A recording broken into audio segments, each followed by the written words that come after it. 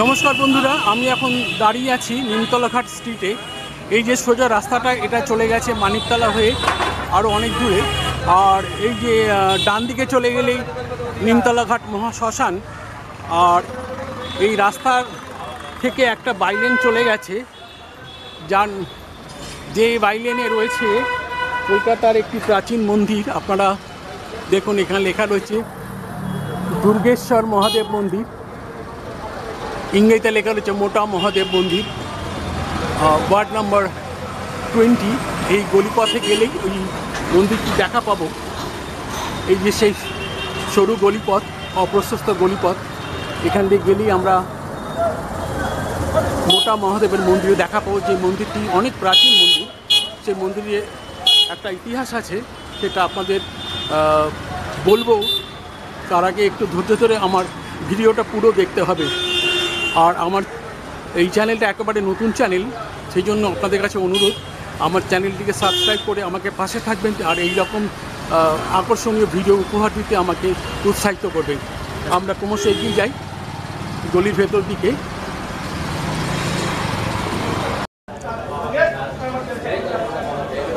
আমরা ঢুকে পড়েছি সেই গলিতে। এটা অনেকে মোটা মহাদেবের মন্দিরের গলিও বলে থাকেন। এই যে দেখাচ্ছি আপনাদের মন্দিরটা, এই দেখুন বট অশ্বত্থের ঝুড়ি কত মোটা হয়ে ওপর থেকে নিচে নেমে এসেছে। উপরে ঝাঁকড়া বট গাছ রয়েছে, অশ্বত্থ গাছ রয়েছে, আপনারা দেখছেন। এই শেকড় আর ঝুড়ি এই গোটা মন্দিরটাকে প্রায় আষ্টে পৃষ্ঠে জড়িয়ে ধরেছে। শেকড়গুলো কত মোটা। আর এখানে অনেকে ঢিল বেঁধেছেন বা সুতো বেঁধেছেন মনস্কামনা পূরণের উদ্দেশ্যে। এই যে দেখছেন আপনারা, আপনারা দেখুন যে কত মোটা মোটা ঝুড়ি নেমেছে, মানে এটা গাছের আকারের সমান। আর কত ঝুড়ি নেমেছে, পুরো এই দিকের দেয়ালটা জুড়ে পুরো মানে মোটা মোটা ঝুড়ি নেমেছে। এই দিকটা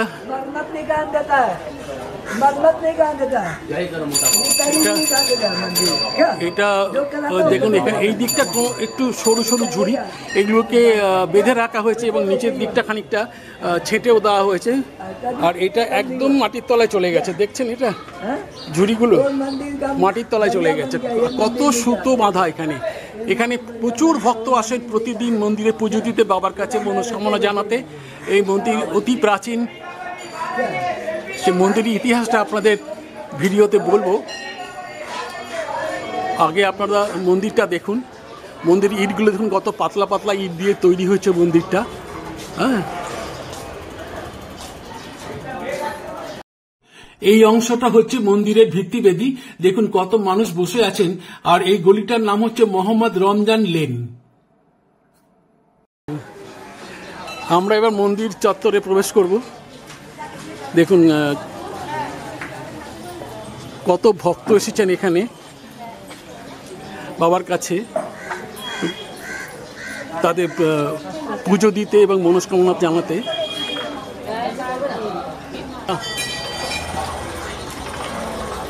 মন্দিরের সামনের দিকটা দেখাবার চেষ্টা করছি। দেখুন প্লাস্টার খসে গেছে, ইটগুলো বেরিয়ে পড়েছে, পাতলা পাতলা ইট।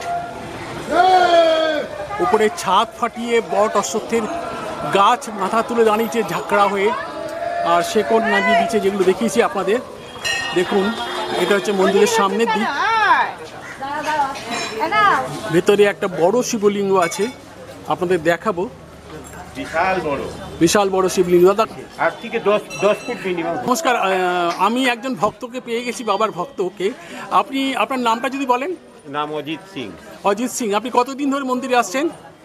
20-22-25 বছর হয়েছে। আচ্ছা, আপনি কি মানে সোমবার প্রত্যেক সোমবার করে আসেন? আজকে যেহেতু সোমবার বাবার বার, ওই জন্য ভক্তের একটু ভিড়টা রয়েছে। এছাড়া তো মানে যেদিনকে বাবার যে উৎসবগুলো হয় প্রত্যেক সোমবার। আচ্ছা, আসেন এখানে। আর ওই এই সময় যখন শিবরাত্রির দিন তখনও ভিড় হয় প্রচুর, তো তাই না? তখন তো আর মানে চিন্তা করা বাইরে, 3-4 ঘন্টা আপনাকে দাঁড়াতে, তখন প্রচুর ভিড় হয় মন্দিরে, 4 ঘন্টা বাইরে দাঁড়াতে। আচ্ছা আচ্ছা আচ্ছা, ঠিক আছে, আপনাকে অনেক ধন্যবাদ। মন্দিরের সামনের দিকটাই দেখাবার চেষ্টা করছি। মন্দিরটি তখনকার দিনে পাতলা পাতলা ইট আর চুন সুরকির গাঁথনি দিয়ে তৈরি। একটি মন্দিরের উত্তর দিক, এটি বর্তমানে মূল প্রবেশ পথ, কিন্তু মন্দিরের মূল প্রবেশ পথ কিন্তু পশ্চিম দিকে।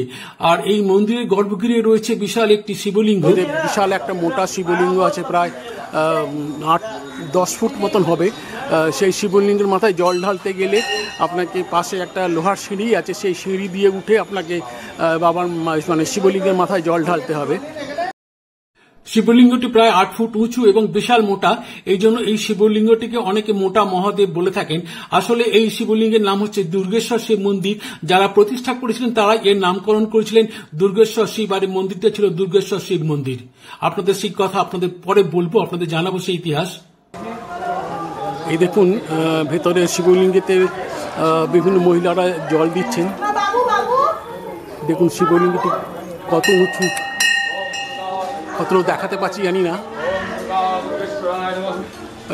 সিঁড়ি বেয়ে উঠছেন অনেকে,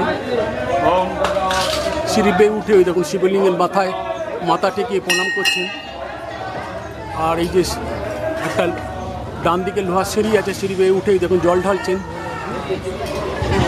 ওই দেখুন জল ঢালছেন, দুধ ঢালছেন। বিরাট উঁচু শিব, খুব মোটা।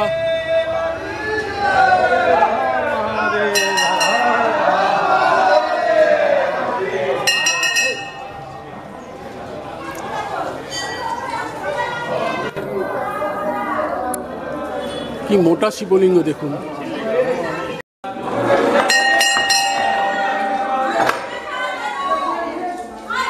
দেখুন মন্দিরের গর্ভগৃহে ঢুকে পড়েছি।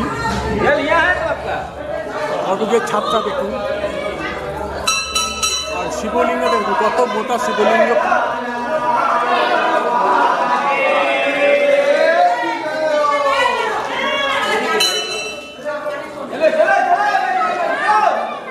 এই যে লোহার সিঁড়ি বেয়ে অনেকে উঠে বাবার মাথায় জল ঢালছেন, দুধ ঢালছেন। আর এই যে বিশাল শিবলিঙ্গ দেখুন মাটি থেকে কতটা উঁচু আর কত মোটা দেখুন দেখুন। আর এখানে নন্দী মহারাজ আছেন বাবার পাহাড়ায়, দেখাচ্ছি আপনাদের। এই যে নন্দী মহারাজ বাবার পাহাড়ায় রয়েছেন, এই দেখুন। এই দেখুন এই যে সিঁড়ি দিয়ে সবাই উঠে জল ঢেলে আবার নেমে যাচ্ছেন। শিবলিঙ্গটা দেখাবার চেষ্টা করছি আপনাদের। বিশাল উঁচু শিবলিঙ্গ, মোটা শিবলিঙ্গ দেখুন, পুরো কালো পাথরের। এটা একটা অপূর্ব শিল্পকর্মও বটে, কত সুন্দর কারুকাজ করা আছে শিবলিঙ্গে। মন্দিরের ভেতরটা আরেকবার দেখিয়ে দিই আপনাদের, প্রাচীন মন্দির।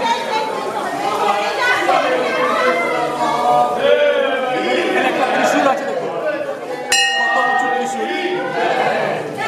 কত উঁচু ত্রিশূল দেখুন। এটা একটা বেদির উপর রয়েছে, এটা প্রায় ত্রিশূলটা 7-8 ফুট উঁচু হবে, 7-8 ফুট উঁচু হবে ত্রিশূলটা।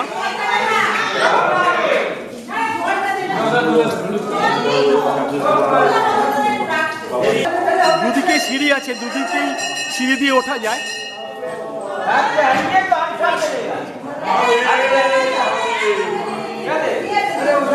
এই দেখুন একটা মন্দিরের সাপও আছে, তামার তৈরি সাপ রয়েছে একটা, এটাও বেশ বড় উঁচু সাপ। বড় একটা ঘন্টা আছে। শিবলিঙ্গটা দেখাচ্ছে, আবার আপনাদের দেখাচ্ছি কত উঁচু।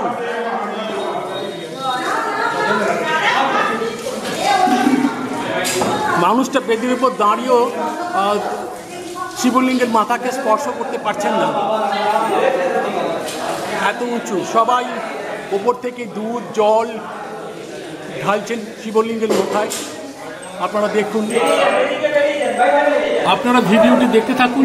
আর আমি এই মন্দিরের যারা প্রতিষ্ঠাতা সেই পরিবারের ইতিহাস সম্পর্কে দু একটা কথা আপনাদের জানাবার চেষ্টা করছি। এই মন্দিরটি তৈরি করেছিলেন তখনকার দিনের বিখ্যাত জমিদার, ব্যবসায়ী ও কয়েকটি জাহাজের মালিক মদন মোহন দত্তের 2 পুত্র রসিকলাল দাস দত্ত ও জগন্নাথ দাস দত্ত। আজ থেকে প্রায় 230 বছর আগে, প্রায় 1794 সালে এই মন্দিরটি তারা 2 ভাই নির্মাণ করেছিলেন। হাটখোনা দত্ত পরিবার ছিল খুবই ধার্মিক পরিবার। এই পরিবার সম্পর্কে একটু পরে বলি, আগে বলি আমাদের কলকাতার কথা। আমাদের এই কলকাতার আরেক নাম কালীক্ষেত্র, কারণ এই শহরের দুই প্রান্তে রয়েছে দুটি কালী মন্দির, যে মন্দিরের কথা নতুন করে আর বলার কিছু নেই। শহরের উত্তরে দক্ষিণেশ্বরে রয়েছে মা ভবতারিণী মন্দির, আর দক্ষিণে কালীঘাটের মা কালীর মন্দির। এছাড়াও কলকাতায় রয়েছে আরও নানান কালী মন্দির, এবং কালী মন্দির ছাড়াও কিন্তু রয়েছে বেশ কয়েকটি শিব মন্দির, যেগুলি খুবই প্রাচীন। উত্তর কলকাতায় 3টি প্রাচীন শিব মন্দিরের নাম বিশেষভাবে উল্লেখযোগ্য। একটা হচ্ছে দুর্গেশ্বর, যে মন্দিরের ছবি আপনাদের দেখাচ্ছি, আরেকটা হচ্ছে রামেশ্বর, এবং আরেকটি হচ্ছে বানেশ্বর। রামেশ্বর শিব মন্দিরটি তৈরি করেছেন নন্দরাম সেন। কুমারটুলির কাছে নন্দরাম সেন স্ট্রিটে ওই মন্দিরটি অবস্থিত।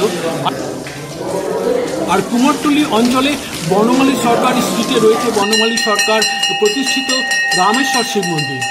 আজকে শুধু বলবো আপনাদের দুর্গেশ্বর শিব মন্দিরের কথা। তার আগে শিব সম্পর্কে দু একটি কথা বলিনি। অনেকের মধ্যে শিব হলেন অনার্য দেবতা, তাই তিনি দক্ষ রাজের যজ্ঞ অনুষ্ঠানে আমন্ত্রণ পাননি। তিনি যেমন ধ্বংসের দেবতা, আবার তিনি হলেন লিঙ্গ স্বরূপ প্রজননের দেবতা। অন্যান্য দেবতাদের থেকে শিব একটু আলাদা। তিনি সামান্য বেলপাতা আর জলে তুষ্ট। তার ষোড়শ প্রচারে পুজো করার কোনো দরকার নেই। এই কারণেই তিনি সকলের কাছে অত্যন্ত জনপ্রিয় দেবতা। ধনী গরিব তাই নির্বিশেষে তার পুজো করতে পারে। এইবার বললে হাটখোলা দত্ত পরিবারের কথা, যে দত্ত পরিবার এই মন্দিরের প্রতিষ্ঠাতা। আজ থেকে কয়েকশো বছর আগে বাংলার রাজা আদিশূরের আমন্ত্রণে কনৌজ বা কান্যকুব্জ থেকে যে 5 জন ব্রাহ্মণের সাথে 5 জন কায়স্থ এসেছিলেন, তাদের মধ্যে অন্যতম হলেন পুরুষোত্তম দত্ত। তারা ছিলেন ভরদ্বাজ বংশীয়। তার অধস্তন দ্বাদশ উত্তর পুরুষ তেকুড়ি দত্ত বা ওরফে দেবদাস দত্ত বালি গ্রাম থেকে আঙ্গুলের জমিদারি কর্তন করে এখানে বসতি স্থাপন করেছিলেন। এই তেকুড়ি দত্ত ছিলেন বাংলার সুলতান সিকান্দর শাহের কোষাধ্যক্ষ। তিনি তার কাজের জন্য বিশ্বাস উপাধি লাভ করেছিলেন। পরবর্তীকালে সুলতান তাকে মজফরপুরে রাজস্ব আদায়ের কাজে দায়িত্ব দেন এবং তাকে চতুরঙ্গ উপাধি প্রদান করেন। সেই থেকে এই পরিবার দত্ত চৌধুরী পরিবার হিসেবে পরিচিতি লাভ করে। এই তেকরি দত্তের পঞ্চম উত্তর পুরুষ কন্দর্প রাম দত্ত চৌধুরী ছিল 3 পুত্র, গোবিন্দ শরণ, রামশরণ এবং হরিশরণ। গোবিন্দ শরণ দত্ত চৌধুরীর জ্যেষ্ঠ পুত্র হওয়ার সুবাদে তিনি তার পিতার স্থলাভিষিক্ত হন। তার পিতা ছিলেন মুজফ্ফরপুরের রাজস্ব আদায়ের দায়িত্বে। এর ফলে হয় পারিবারিক অশান্তি। গোবিন্দ শরণ দত্ত চৌধুরী আন্দুল ছেড়ে চলে আসেন গোবিন্দপুরে। আপনারা জানেন যে কলকাতার 3টি গ্রাম নিয়ে গঠিত, গোবিন্দপুর, সুতানুটি ও কলকাতা। এই যে গোবিন্দপুরে গোবিন্দ শরণ দত্ত চৌধুরী এসে বসবাস শুরু করেছিলেন। বলা হয়ে থাকে যে এই গোবিন্দ শরণের নাম অনুসারেই এই জায়গাটির নাম হয় গোবিন্দপুর। দিগ্বিজয় প্রকাশ গ্রন্থে বলা আছে, গঙ্গার পূর্ব তটে কালিকা পীঠের সন্নিকটে গোবিন্দ শরণ গোবিন্দপুর নামে গ্রামের পত্তন করেছিলেন। এরপরে ইস্ট ইন্ডিয়া কোম্পানি সেই গোবিন্দপুরে দুর্গ নির্মাণ করতে গেলে গোবিন্দ শরণের উত্তর পুরুষ রামচন্দ্র দত্ত ইস্ট ইন্ডিয়া কোম্পানির সঙ্গে জমি বিনিময় করেন। তিনি আহিরিটোলা থেকে জোড়াবাগান পর্যন্ত এক বিশাল জমির মালিক হয়ে যান এবং সেখানে বসত বাড়ি এবং শিব মন্দির নির্মাণ করেছিলেন। তার নাতি মদন মোহন দত্তের কথা আগেই বলেছি, যিনি ছিলেন ব্যবসায়ী, জমিদার এবং কয়েকটি জাহাজের মালিক। তিনিও ছিলেন অতীব ধার্মিক মানুষ। তিনি কলকাতা, কাশী, মেদিনীপুরের প্রভৃতি অঞ্চলে অনেক মন্দির নির্মাণ করেছিলেন। গয়ার পেতশিলায় ওঠার যে বিশাল উঁচু সিঁড়ি দেখা যায়, তা কিন্তু মদন মোহন দত্তের কীর্তি। তারই সুযোগ্য 2 পুত্র রসিকলাল দাস দত্ত ও জওহরলাল দাস দত্ত 1794 খ্রিস্টাব্দে এই মন্দিরটি তৈরি করেছিলেন। তার উল্লেখ রয়েছে এই মন্দিরে। এছাড়া মন্দিরটি কিন্তু মূলত পশ্চিমমুখী। পশ্চিম দিকে ছিল গঙ্গা। গঙ্গা এখন অনেক সরে গেছে, সেই জন্য বোঝা যায় না ব্যাপারটা। মন্দিরের পশ্চিম দিকে রয়েছে ত্রিখিলানযুক্ত প্রবেশ পথ। আপনাদের দেখাচ্ছি, এটা আপনারা আগেও দেখেছেন, আমার বলার জন্য আরেকবার দেখাচ্ছি আপনাদের। এই 3টি খিলান, যার দুপাশে 2টি খিলান বন্ধ হয়ে গেছে। আপনারা খিলানের কাজগুলি দেখছেন। এখানে একটা সময় কিন্তু টেরাকোটা বা পোড়ামাটির কাজ ছিল। অতীতকালে যারা গবেষণা করেছেন এই মন্দির নিয়ে বা পর্যবেক্ষণ করেছেন, তারা তাদের লেখায় সে কথা উল্লেখ করে গেছেন। আমি দেখাচ্ছি এই মাঝখানের শুধু খিলানটুকু যে খোলা আছে, যেখান থেকে মন্দিরটি ভেতরে গর্ভগৃহটি দেখা যায়। আর ডান দিক বাঁ দিক দুদিকের খিলানটি কিন্তু বন্ধ আছে, বন্ধ করে দেওয়া হয়েছে আর কি। যেহেতু পশ্চিম দিকে মন্দিরের মূল প্রবেশপথ ছিল, সেই জন্য প্রবেশপথের উপরে একটি ফলক আছে যেখানে লেখা আছে এই মন্দিরের প্রতিষ্ঠা সাল। সেখান থেকেই যারা গবেষক ঐতিহাসিকরা এই মন্দিরের প্রতিষ্ঠাকাল নির্ণয় করেছেন। শকাব্দে লেখা ছিল, সেটা মানে খ্রিস্টাব্দে রূপান্তরিত করা হয়েছে। আপনারা দেখছেন খিলানের কাজগুলো, তো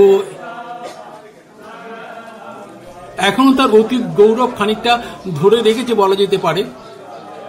মন্দিরের মূল প্রবেশপথ পশ্চিম দিকে হলেও উত্তর দক্ষিণেও দুটি প্রবেশপথ রয়েছে। উত্তর দিকের পথটি আপনাদের দেখিয়েছি, যেটি বর্তমানে মূল প্রবেশপথ। এছাড়াও দক্ষিণ দিকেও কিন্তু একটি প্রবেশপথ রয়েছে, আপনাদের দেখাচ্ছি সেই প্রবেশপথটি। এটা হচ্ছে মন্দিরের দক্ষিণ দিকের দেয়াল। এখানেও দেখছেন বর্ডার অশ্বত্থের ঝুড়ি একেবারে মাটির গভীরে শেকড় চাড়িয়ে দিয়েছে। ওপরটা দেখাবার চেষ্টা করছি, যেখানে গাছের ঝাঁকড়া ভাঁকড়া ডালগুলো দেখা যাচ্ছে। এই যে দেখুন দক্ষিণের প্রবেশপথ আপনাদের দেখাচ্ছে এটা। এখানে মানুষের দাঁড়িয়ে আরতি করছেন ধুনুচি দিয়ে। আপনারা দেখছেন যে এখান থেকে শিবলিঙ্গটি দেখা যায়। আপনারা শুনছেন যে মন্দিরের গর্ভগৃহে কোনো এক ভক্ত উদাত্ত কণ্ঠে শিব মহিমা গাইছেন। সবাই খুব উপভোগ করছেন বিষয়টা, সত্যি খুব ভালো লাগছে। সমস্ত মন্দির চত্বর জুড়ে একটা আধ্যাত্মিক পবিত্র ভাব তৈরি হচ্ছে, তার সুর গমগম করছে মন্দির চত্বর জুড়ে। বন্ধুরা, আজকের ভিডিও তাহলে এখানেই শেষ করছি। কেমন লাগলো আপনাদের ভিডিও যদি মন্তব্যের কলমে জানান তাহলে কৃতজ্ঞ থাকবো। আর আপনারা কোথা থেকে দেখছেন এই ভিডিওটি সেটি যদি মন্তব্য জানান তাহলে আপনাদের পরের ভিডিওতে আপনাদের কাছে কৃতজ্ঞতা প্রকাশের সুযোগ পাবো। এতক্ষণ যারা ধৈর্য ধরে আমার ভিডিওটি পুরো দেখলেন এবং আমার সাথে রইলেন তাদের সকলকে জানাই আমার আন্তরিক কৃতজ্ঞতা, শুভেচ্ছা ও অভিনন্দন। ফিরে আসবো নতুন কোনো ভিডিও নিয়ে। আমরা দেখতে দেখতে সেই গলিপথে এসে পৌঁছে গেছি, যেটা মোহাম্মদ রমজান লেন। এই যে সেই রাস্তা, যে গলিপথ দিয়ে আমরা প্রবেশ করেছিলাম, ওই যে সেই ডান দিকে যে প্রবেশ পথটি, যেটি নিমতলা ঘাটি স্ট্রিটের সঙ্গে সংযুক্ত। আর এই বাঁ দিকে রাস্তাটা চলে গেছে পাড়ার ভেতরে। আর একটা কথা বন্ধুরা, যেটা বলা হয়নি, আমার চ্যানেলটি কিন্তু একবারে নতুন চ্যানেল, তাই সবার কাছে একান্ত অনুরোধ আমার চ্যানেলটিকে সাবস্ক্রাইব করে আমার পাশে থাকবেন এবং নতুন নতুন আকর্ষণীয় ভিডিও উপহার দিতে আমাকে উৎসাহিত করবেন। নমস্কার, ধন্যবাদ।